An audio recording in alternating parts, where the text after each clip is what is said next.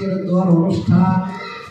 আয় আল্লাহ, রুবেল সাহেবের মা তো অসুস্থ, আয় আল্লাহ তার মাকে তুমি পূর্ণাঙ্গ সেবায় কামিলা আজলা কুল্লিয়া দান করে দাও। আল্লাহ বাউলিয়াবাদ ইসলামিয়া হিফজুল কোরআন এতিমখানার ছাত্রদেরকে নিয়ে খতমে কোরআনের পরে তোমার কাছে ফরিয়াদ জানাই রে মালিক, রুবেল সাহেব এতিম ছাত্রদের মুখে সুন্দর খানার ব্যবস্থাপনা করে দিল মালিক। আল্লাহকে কেন্দ্র করে তার মাকে দয়া করে তুমি পূর্ণাঙ্গ সুস্থতা দান করে দাও। সন্তুষ্ট যারা রয়েছে আল্লাহ তোমার গাইবে মদত, তোমার খাস রহমতটুকু ওই পরিবারের প্রতি আল্লাহ তুমি দান করে দিও রে মালিক। আল্লাহ সন্তানদেরকে নেক হায়াত দান করে দাও, পরম স্ত্রীকে আল্লাহ তুমি নেক হায়াত দান করে দাও, রুবেল সাহেবকে আল্লাহ তুমি নেক হায়াতটুকু দান করে দাও।